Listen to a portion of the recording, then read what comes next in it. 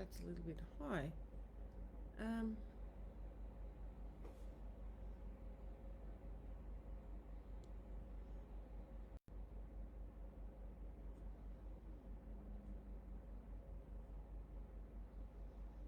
Okay. Good morning, everybody, or good evening or afternoon, wherever you are in the world. My apologies of being a little late. I could not, having problems getting connection. I don't know what happened this morning. I had good Wi-Fi connection, but for some reason my laptop wouldn't access my camera. I had to go back and reset all the settings. I don't. Let me just checking here. Yeah, I don't know what happened. And I had to go and get another coffee in the process doing that. It was a bit. Google just deleted all my settings for some reason. I think it was Google. Who knows? All this tech stuff, hey. Okay. Just getting my settings right here. I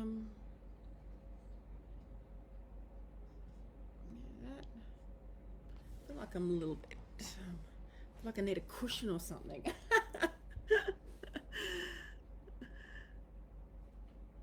And just, oh no, that's all. I'll just move it back a little bit. Okay, beautiful. Okay, so here is our weekly Q&A. I just wanted to let everybody know, I put up a post and I changed the cover photo of the group. Our Q&A has changed from Sundays at 8 a.m. to Mondays at 8 a.m. Australian Eastern Daylight Time. Yeah, just because I've got my trimmer coming out on Sundays early to do my horses. Yeah, just needed to reschedule that. And also a lovely big welcome to all our new members of the group.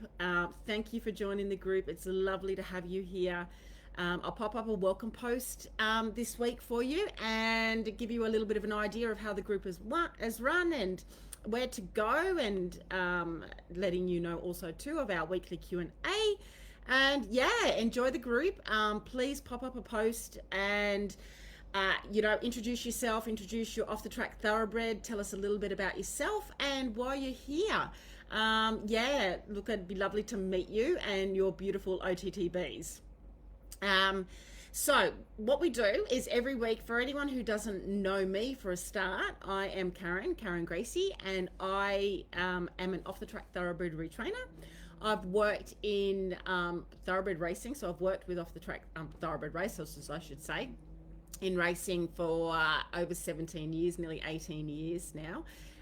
Just recently retired from track work, and I am very passionate about their welfare after racing, and I have been retraining Off the Track Thoroughbreds now for 10 years, and evolved through that as well. Big learning curve for me as I've developed and gained skills. I also do use equitation science, and have done a lot of study with equitation science, which is compassionate and ethical training using evidence-based training for the welfare of horses. So there's some information on that in the group. But yeah, just thought I'd give you a little introduction of myself. I know thoroughbred racehorses extremely well. I've ridden track work. I've ridden 10 to 12 horses a morning, sometimes 15 over the 18 years or 17 and a half years. Strapped at races, ran my own racehorse spelling business. And yeah, so I understand them very well. And the reason I wanted to do this, like have our Facebook group and online courses and that, is because I could see the lack of information and understanding of off the track thoroughbreds when they come out of racing, and the horrible situation where we see so many of them in sales, in slaughter yards. And even though there is things put in place to prevent them from being there, the lack of education to all you wonderful people out there who take them on after racing, and not understanding how different they are than your other horses, creates a lot of problems, because many times people don't understand how to deal with situations, and there really is not a lot of education out there. So I wanted to use my experience and understanding and love. I just love them so much. I love thoroughbred racehorses. I have 18 of them myself. 17, and a riding pony and a paint horse. So, and yeah, many I've taken on that I've ridden track work on and saved some from slaughter.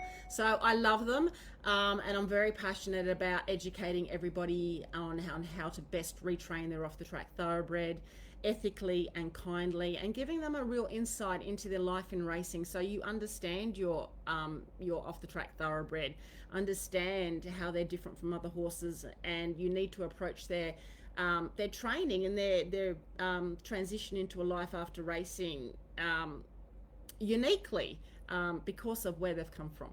Anyway, that's for anyone who doesn't know me and the reason that I am here. So this is our weekly Q&A, and I have some good questions. So I'm just going to turn my, I don't know if it's cold here. I'm down near Canberra, and this silly weather, it's actually cool. So I had my little heater on. I've got my little puppy. I always have dogs in my videos because I have so many dogs, and Minnie is sitting here. I think she was with us last week as well. She's got a little weird ear thing happening. Hey, Min, say hello. I know you love your mummy. She loves mummy. I know. Yeah, I love. Minnie's my little rescue dog. All of them are rescue except for one, actually. So here's Minnie. She's about 13. She's not the youngest chick in the world. So I will talk about, so I've got two questions, and I'm going to go into my phone now so I can read them out to you. Where are they? Okay. So I've got a few questions, actually. Oops. Here we go.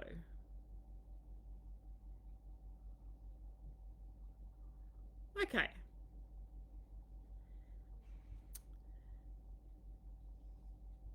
Okay, this is for, so Melanie, hey Melanie, your question yesterday, so you've been on the search for any information with regards to Aurora having had tie-back surgery. What aftercare advice, etc., to enable him to be comfortable, to work harder and breathe easy and clearly.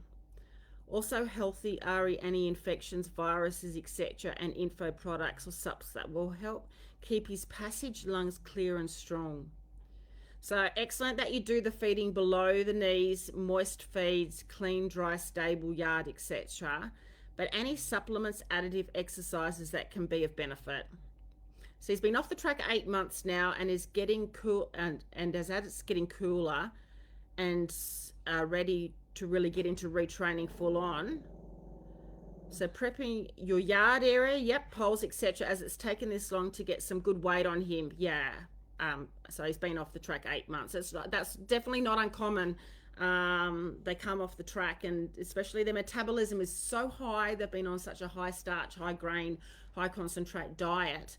They can lose weight quite fast when transitioning to a more of a high forage diet. So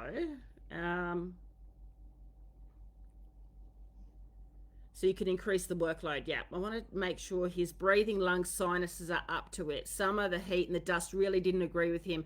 Yeah, exactly. He was clearing his nose and mouth, expelling, like forcing out air, if you understand what I mean. Summer dust, everything really irritated his throat and nose.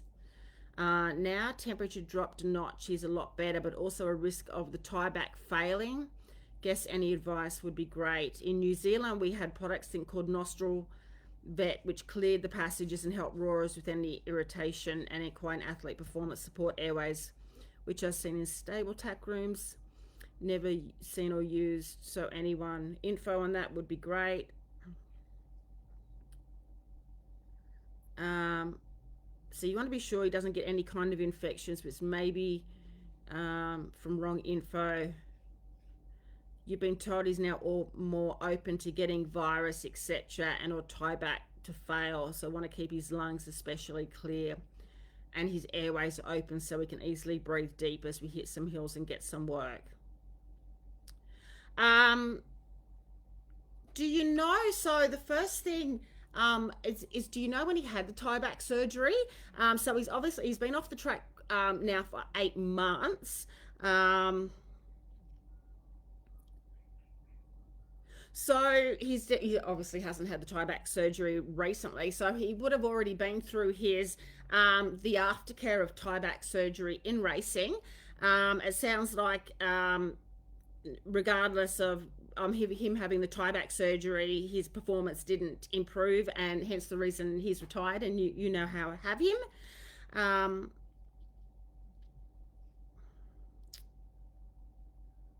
So what is tie back surgery? So for anyone that doesn't know, so the tie back, so the larynx, the throat part of the horse, they have it. The left side of the larynx is, I can't remember the longer words for it now, but paralyzes, and the airways don't open clearly, and therefore the horse can't get, it paralyzes and it sort of stays there. So one side of the larynx opens and the other side, the epiglottis is what it's called, the other side doesn't open.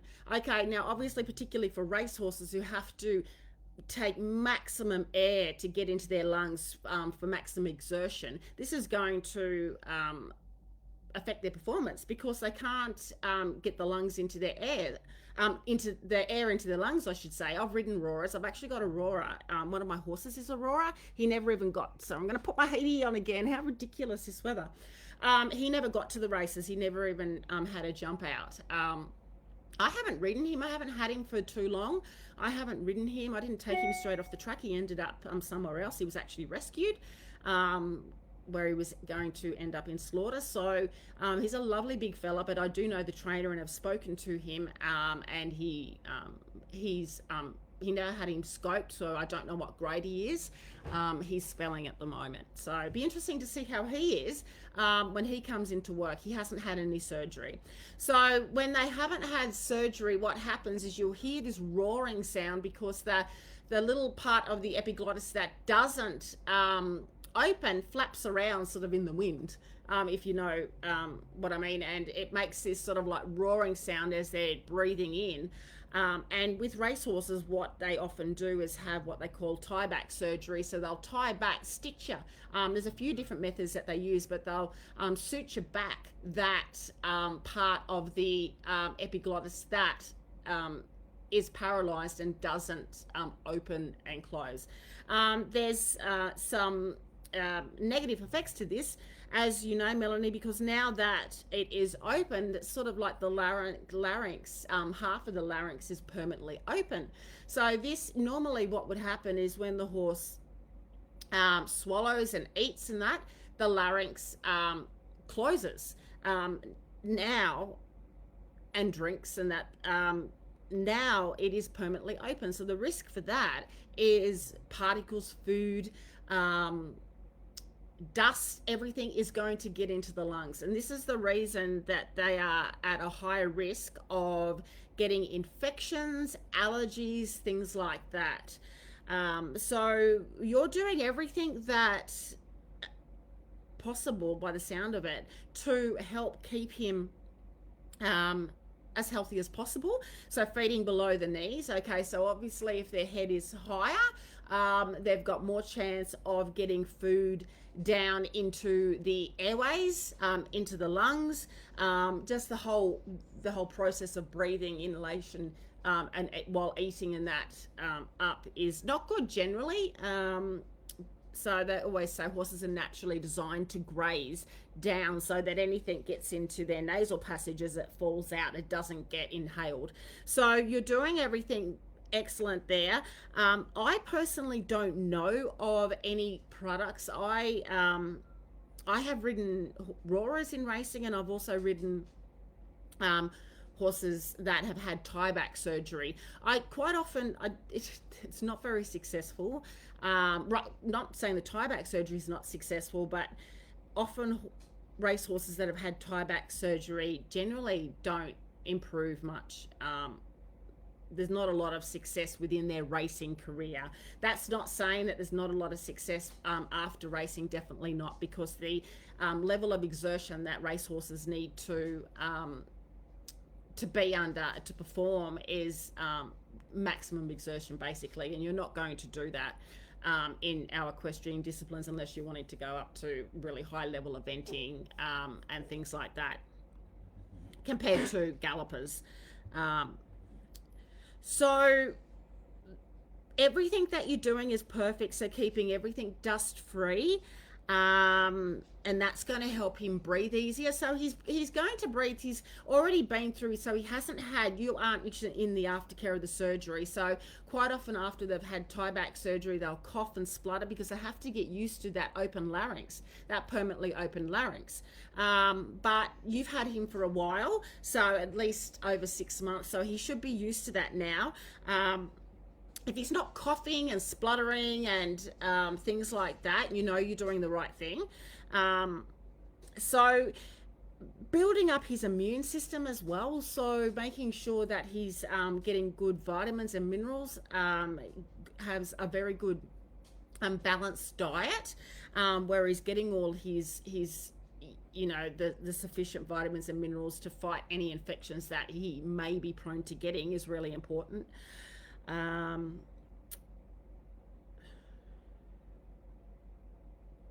So I personally don't know of any products and supplements to help keep the passages clear and strong, but you seem to know a little bit more than me there, because obviously there is. I've never seen any racehorse owners have any particular products for a horse after roaring, but they are a little bit behind in the times. I've worked for a lot of country trainers as well, so I'm sure in the bigger stables nowadays there is products to help the horses. I think that definitely the cooler months like us, spring and summer, and that the allergies get worse, and he's inhaling that, and his lungs are going to be irritated. So I would be looking at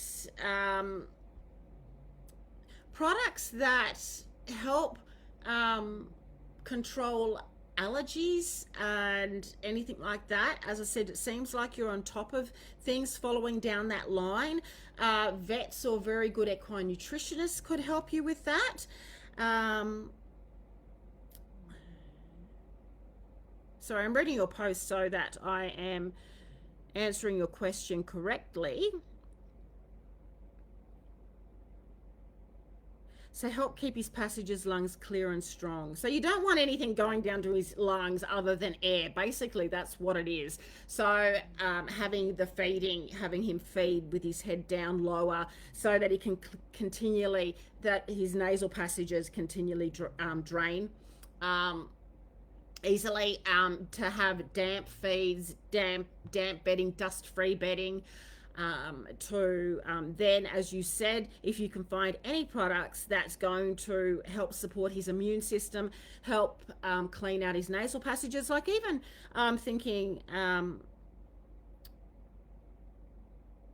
moist feeds, clean, dry, stable yard, etc. Any supplements, additive exercises. As far as I know, there aren't any exercises that is going to help with this particular thing, other than working your horse correctly. And it is going to help in itself the fact that when he is working, he is breathing correctly, and that he's just teaching him to carry his head in a more healthy and use his body in a healthy posture, which is all part of the retraining, so that when he is working, he's working over his back and his head carriage isn't really high, but that he's taught to start to work over the back and lower his head carriage, so that when he is in work, he has his head carriage in a more healthy posture, which as he's breathing is going to also naturally clear his sinuses. Whereas if he's working around in a very high head carriage, he's more likely to breathe in, you know, dust and pollens and things like that. So that's something to consider. In saying that, do not force his head into a lower head carriage with artificial aids or anything like that.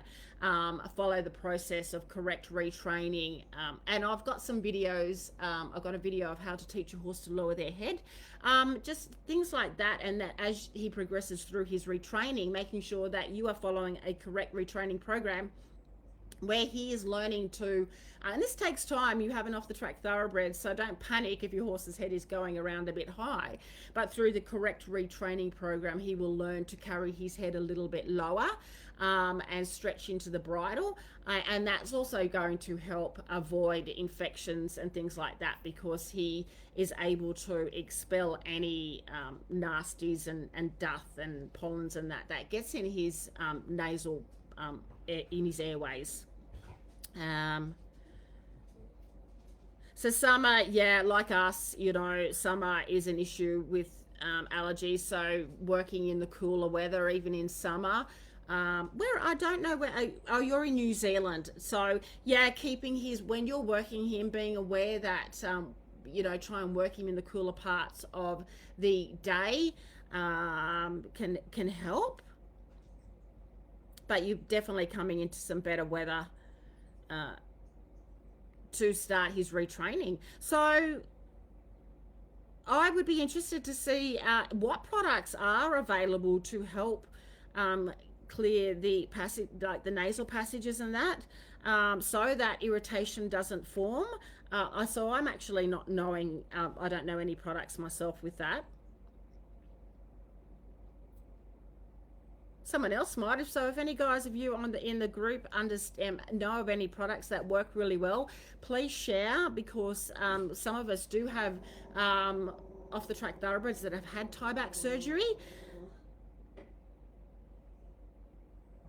So when you say here, will his tie-back fail? The way the tie-back fails is the sutures come undone and it comes back. So you'll know if his tie-back has failed. I'd say that would have already happened in racing, depending on when he had the surgery and how much work he did afterwards. So it'd be interesting to find out, if you could find out whether his surgery has sort of been recent, not long before he retired, or he's had it a while ago. And if it's failed, it will more than likely fail when he goes back into race, you know, race training, more so than any work that you're doing after racing. So I would say that if it was going to fail, it already would have.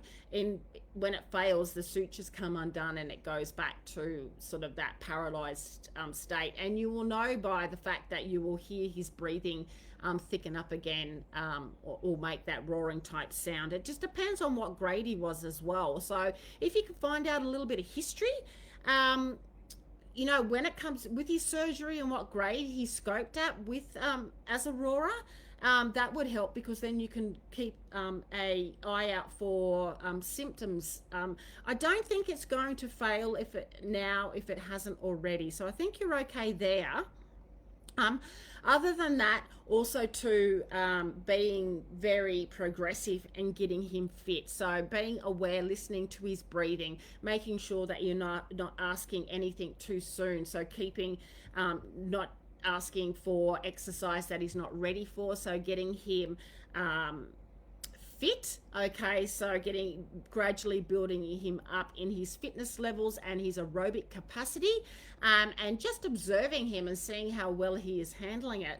But with a horse that's had tie-back surgery, it's a little bit a bit of extra work, a bit of extra monitoring, because as you know, and as I mentioned, he's more prone to infections. Yeah, he's more prone to infections and viruses, because his airway now is, part of his airway is permanently open, so that can't shut. So when he swallows, normally that's going to shut, and in this situation, it's not going to be able to shut. So being extra diligent, which what you are, that's exactly what you're doing, feeding him low, keeping his stable and yard and environment dry, dust free.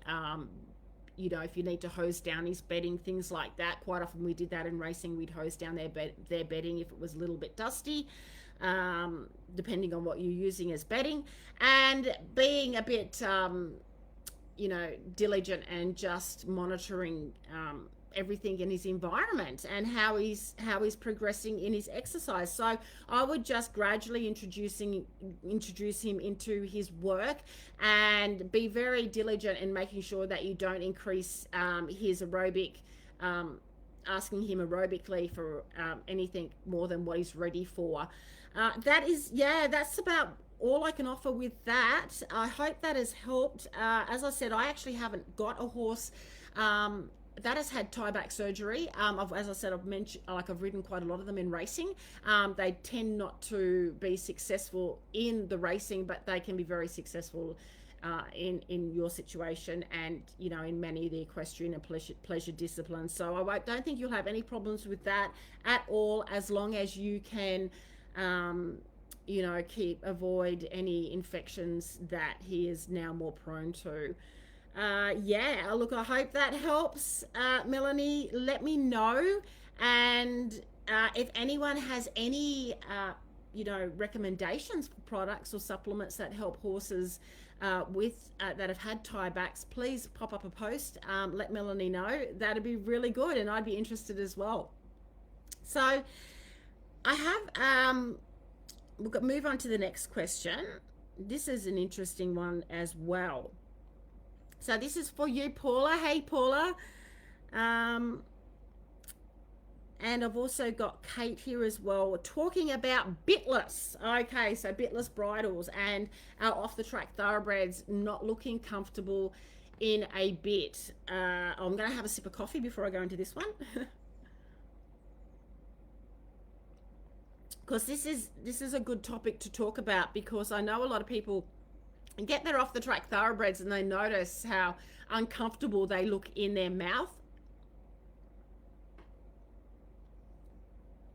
And I've known some people, a friend of mine actually went bitless, and there's pros and cons to it. So let's talk about the pros and cons. Let's talk about the discomfort in their mouths to start with. So I'll read out your question, Paula. So I would love to hear your thoughts on going bitless. My mare is very responsive to the halter and seems traumatized by the bit.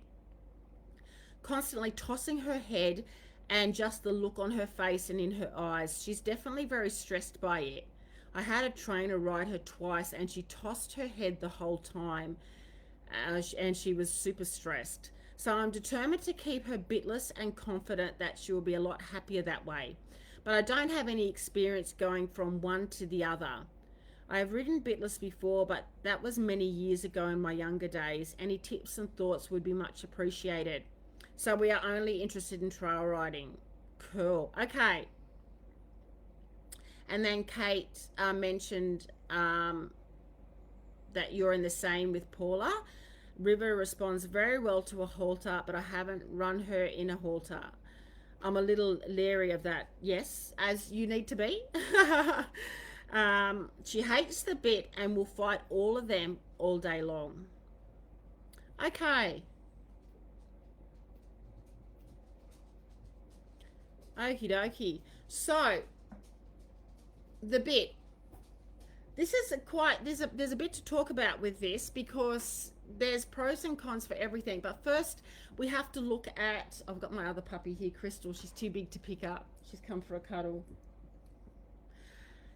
We have to look at the reason that your horse is uncomfortable with the bit. Now, we go back to the bit in racing. So horses have habituated to so much bit pressure in racing.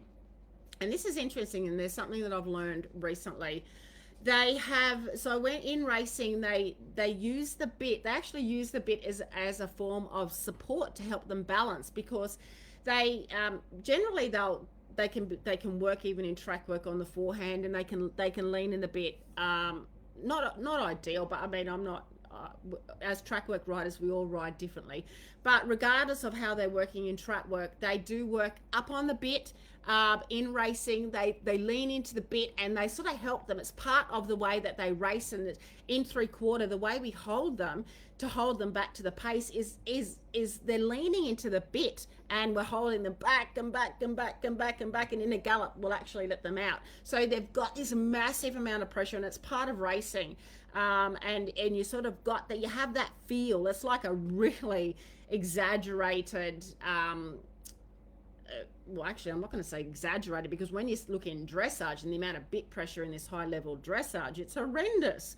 I'm going to say it's even worse than racing, because they've got these massive big pelhams. So you look at the bit pressure and the horrible sights that you see in some of the modern day dressage overbent horses, and the pain that they have in their eyes. So there's a massive amount of bit pressure there. Racing's different. And I'm not going to say anything's better or worse, but I find the dressage, what's happening in dressage at the moment, horrendous. Racing, so they're taught to lean up onto the bit, and they sort of stretch into the bit. So the bit goes, the pressure goes on the bars of their mouth, which is down, the bars are, down under their teeth. Well, obviously the bit's sitting where there's no teeth, but there's a lot of pressure on the bars of their mouth, more so than the tongue. And they habituate to that pressure, and they learn to lean into it. And then as track work riders, in your slow work, as a track work rider myself, I always tried to get my horses to be off the bit and relaxed and sort of cantering in self-carriage. But I mean, it's very hard, and horses off the track thoroughbreds will generally just habituate and become a bit numb to the bit pressure. So you're having to ask them to come back and hold them, and they can pull and reef and tear. So just to start with, be aware that your off-the-track thoroughbred has generally very highly likely habituated to a lot of bit pressure on the bars of their mouth. The typical types of bits that are used in racing are your lugging bit, snaffle bits, but if not a snaffle bit, a lugging bit, which has the ring. Okay, so it stops the sort of ring. You'll see if you watch when races. You'll see the lugging bit with the ring, big ring, and that just gives extra control with the horse. It stops the snaffle bit. So it's connected to a snaffle bit, either a loose ring snaffle or a egg butt snaffle with a single joint in, and it just stops the bit from going through the horse's mouth and gives you extra control. So that ring itself is putting more pressure on the bars of the horse's mouth. They've habituated to that pressure. And then when you get them out of racing, okay, so they come out of racing and they're so used to leaning into the bit for a start. They're so used to having the pressure of the bit on the bars of their mouth.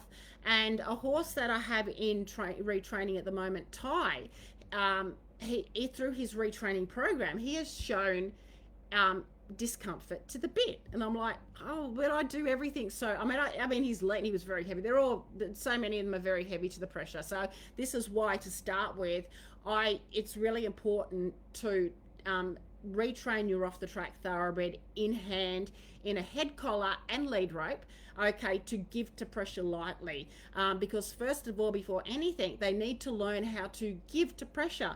Racehorses learn to lean into pressure. They don't know how to give to pressure, and they'll be very heavy to start with to give to pressure. So even though it sounds like a separate thing, they're talking about bits and how your horse looks uncomfortable with the bit, they need to learn how to give to pressure to start with, because if they're not giving to pressure with the bit, well, they're going to be uncomfortable.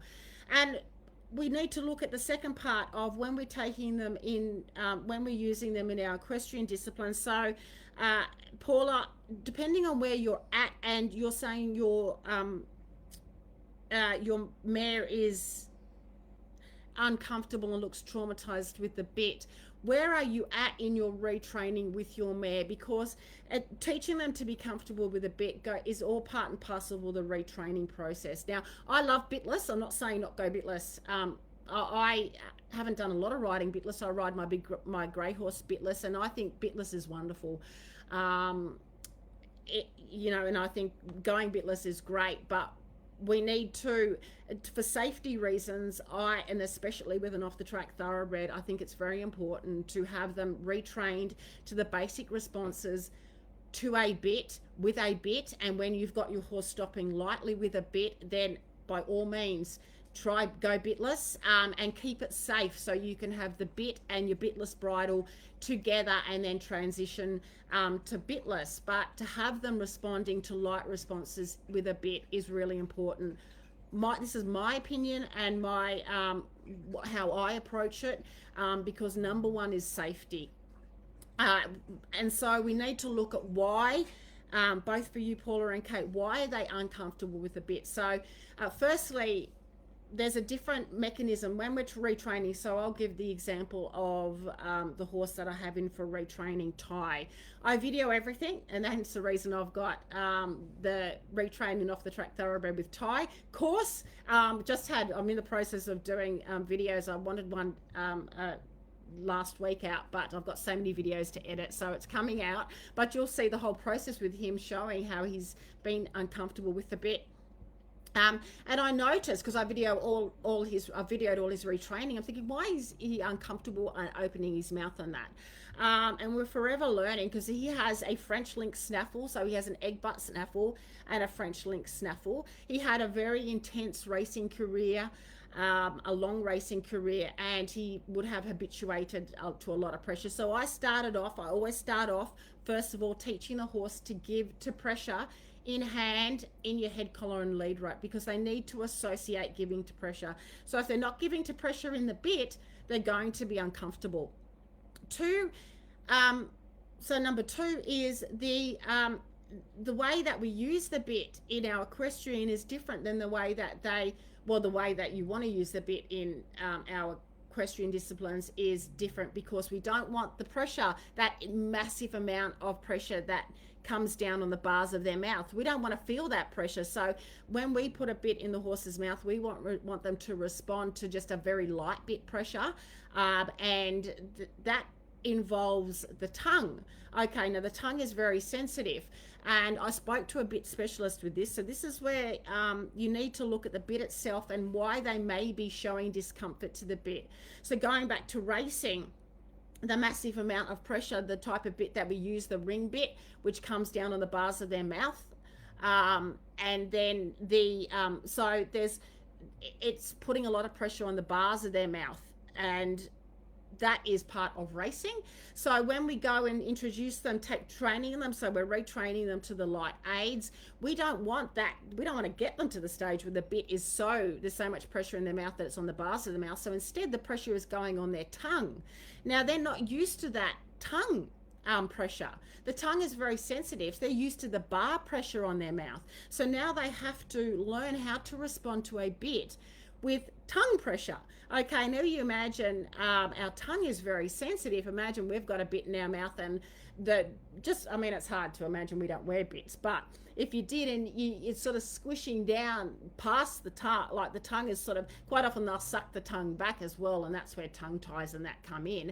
But the pressure is actually going down on the bars of their mouth in racing, and now we've got this more sensitive, light, loose bit in their mouth, okay, that we don't have the ring bit, and we're asking for them to respond more to tongue pressure and to respond to that. So their tongue is very sensitive, and it may be, your bit may be putting too much pressure on their tongue, and hence the reason that they're looking very uncomfortable.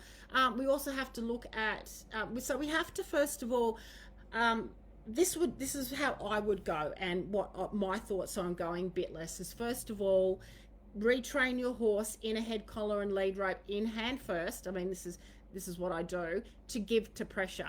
So if you haven't got, sometimes I won't, if I get an off the track thoroughbred, I won't be riding them for 6 weeks, 2 months. I mean, I've gone 3 months before I'm riding them. If they've got issues, while I'm doing the in-hand work, some issues may come up. I make sure that they're very, very light on the ground, in hand first, in a head collar and lead rope, before I even pop on a saddle and start riding. And I think there was a question there. I did have Natalie, you were looking at, when do you think it's right to start riding your horse?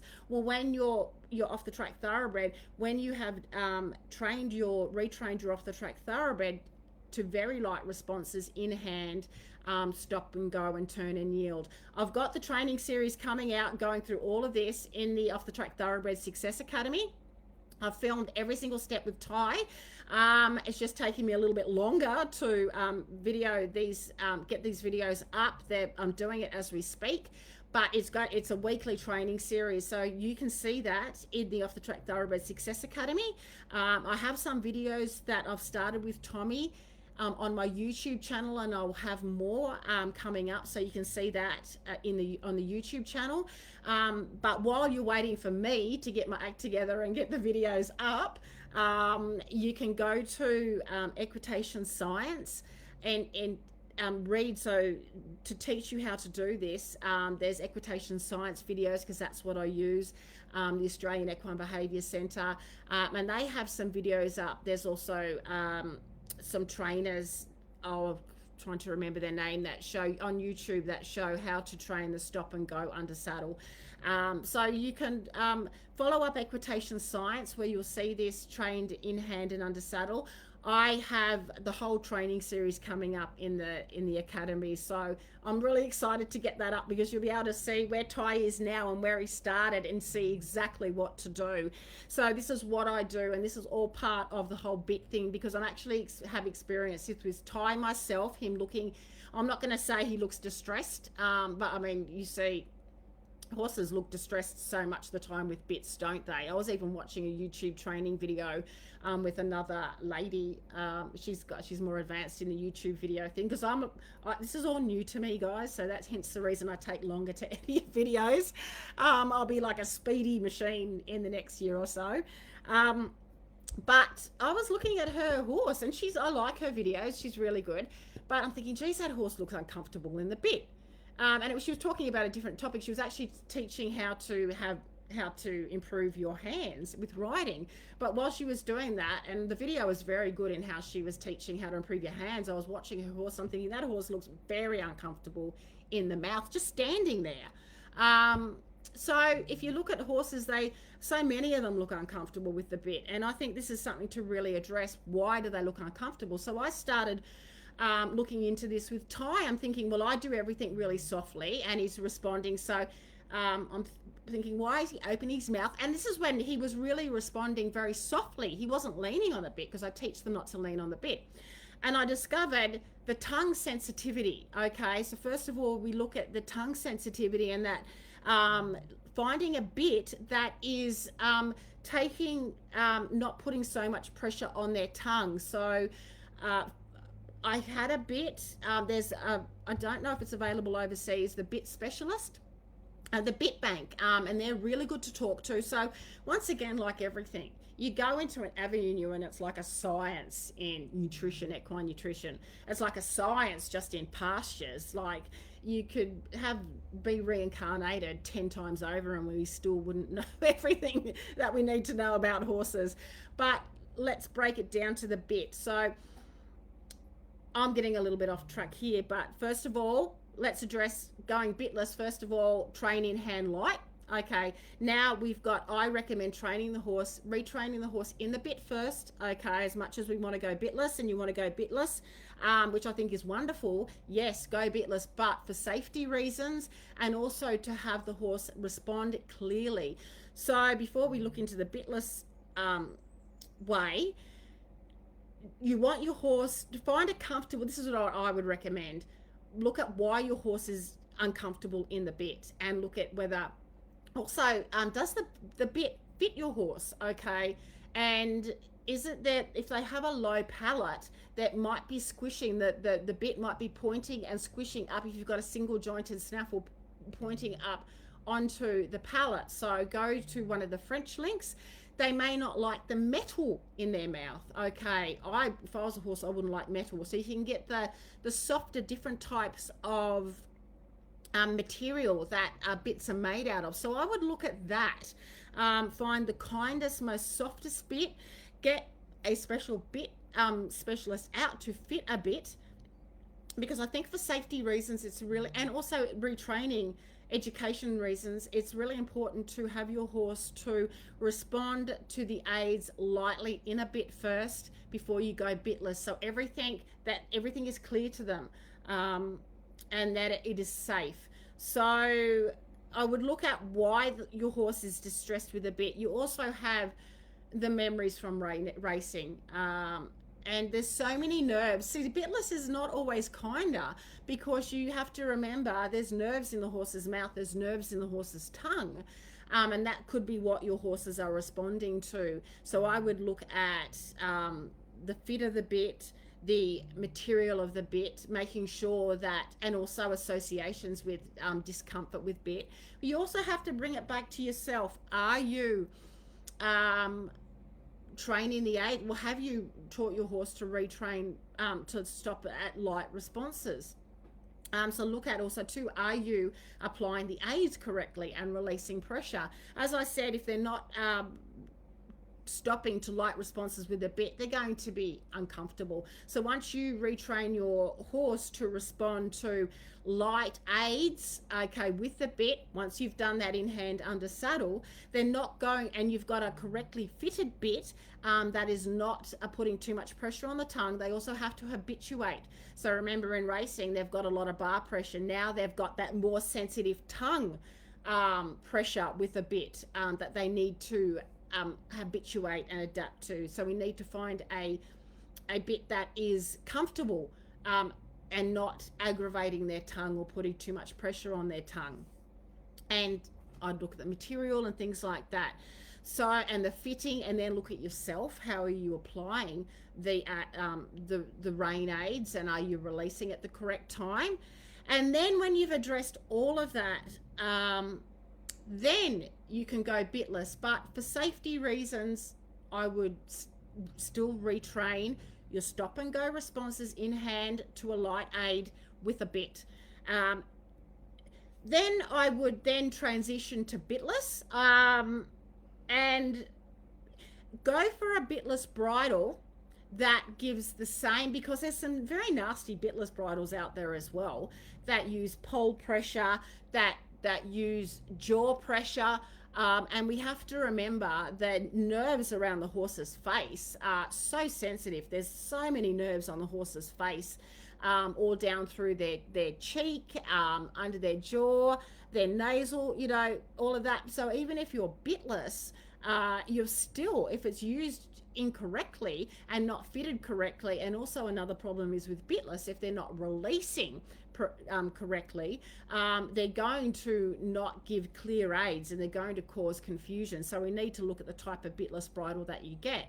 And so one of the positives of training your horse with a bit and finding a comfortable bit for them is then you can transition, because that training with a bit, you retrain to give them, for them to give to light responses with a direct rein aid. So ask the horse to give and turn with turn their nose, turn with bit pressure, left with your left rein, right with your right rein.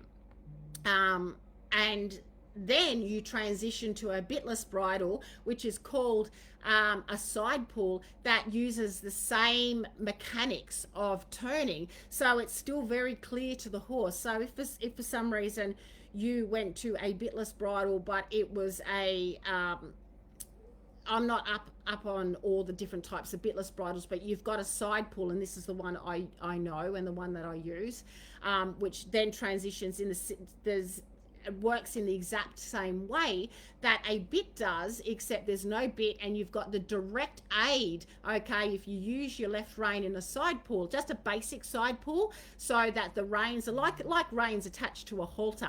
You use the left rein, it puts pressure on the right side of the horse's head, and you turn right and it releases straight away, and the pressure is released. Okay, you've got, so they respond to the left rein aid turning left. As soon as they respond, it releases straight away. So the bitless bridle works in the same way a bit does, except the pressure is put on their nose, okay, around their nose, instead of their mouth. Okay, so even with a bit, you've still got pressure.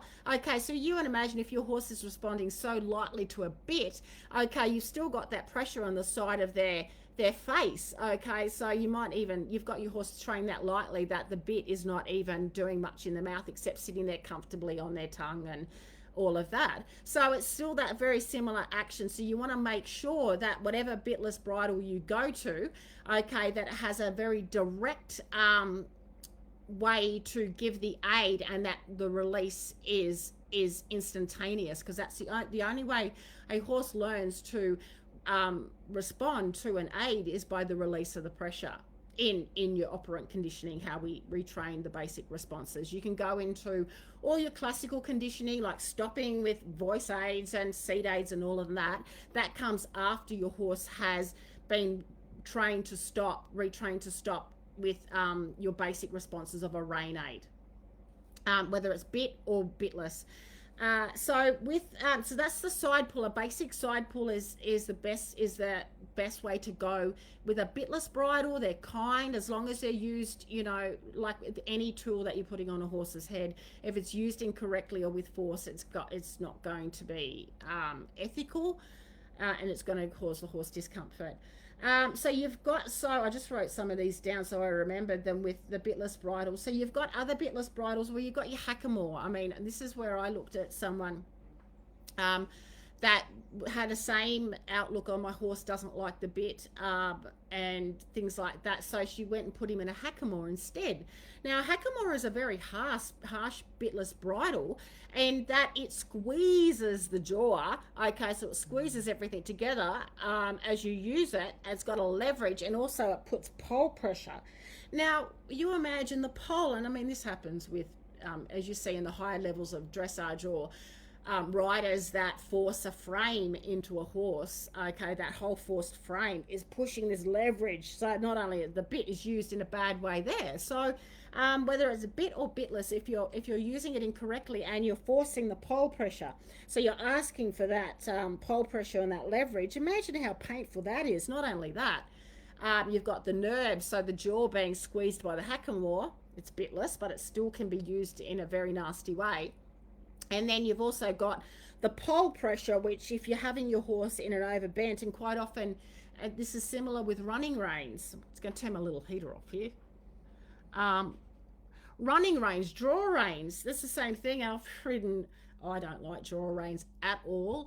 I've ridden some, I've said I won't ride in them, I refuse to ride in them, but in trainers, when I've ridden track work, one trainer had draw reins on everything, and I'm like, I'm not riding in those. So what happens is draw reins that go through the bit, but see, that puts bar pressure because that's got that downward action, pulling down, and then it's forcing the horse to overbend. This is if a horse, I found draw reins, I didn't have control. I like the feel of the bit control, having the bit control. The same thing, I like that direct contact with the horse's mouth, or bitless. There, I don't like any leverage action, okay, because one, it's forcing the horse's pole down, okay, then you've got that whole issue that comes into overbent where you're straining the vertebrae open and the muscles, and inflammation all gets up. So that's one of many problems with having your horse overbent, and having that forced outline. So when you're looking at transitioning to bitless, okay, you want to make sure that it has got the direct, it gives the direct response. I'll go into why in a moment. So you've got the cross under bitless that comes, so how it works is it's sort of got this, so instead of just having the direct attachment like you would a bit, left rein on left side and right rein on right side, it sort of crosses under the horse's jaw, and it has an indirect response. So it's sort of pulling the pressure from the right sort of side and under the jaw, and squeezing together. Now what happens, and also too, some of these bitless bridles have a little loop there, so that when the horse turns and you give the rein, it doesn't release the pressure instantaneously. So you think you've given the pressure, but the horse still has pressure. So you can see how it can be very confusing for the horse, because they don't know what they only learn by the release of pressure, okay, that they've done the right thing. Now, if your bitless bridle isn't releasing, or if you're riding bitted or bitless and the horse turns and you aren't releasing, the horse has not learnt, and this is where training confusion comes in, because they have no idea what's happening. They're putting up with this pressure, and they can only learn by the release of pressure that they've done. So association, if I turn left, the pressure goes. If I turn right, the pressure goes. It doesn't have to be heavy pressure, and that's how we teach them. The main thing with pressure and release training is that you release the pressure and you train the horse to respond to the minuscule, most lightest pressure. That's a long process with off the track thoroughbreds. That does not come overnight, because they've habituated to so much pressure and sort of numbed down to so much pressure. In saying that, they haven't numbed down to this sensitive tongue pressure, and hence the reason they can react to some bits, if that's the reason. So if you're getting a bitless bridle, make sure that it's not one that crosses under, because it doesn't release the pressure immediately, and therefore you're not giving clear training aids to your horse, and that can create problems. There's, I mentioned that the Bosals and the Hackamores, which have a more of a squeezing action on the horse's jaw and their poll as well. So you've got all those nerve endings, all those sensitive nerve endings down through their around their nasal bone, around their jaw and everything. So that is just it's and down past their ears. So you have to be aware that bitless can also not be as kind as you think if it's used incorrectly or it's not the right bitless bridle. So that's that. So to say that, I love bitless. I would love to be out there. You know, I mean, I love bitless. I think it's wonderful with a very simple, basic side pull. I would not get any of my off-the-track thoroughbreds, and I have a lot of off-the-track thoroughbreds in my herd here that haven't been restarted, like retrained. There's not one off-the-track thoroughbred that I would start bitless without going to a bit first, for safety reasons. Okay, just safety reasons, and also too, if you're going to have training problems, because in a bitless bridle, it's not going to be as effective if you do come into problems.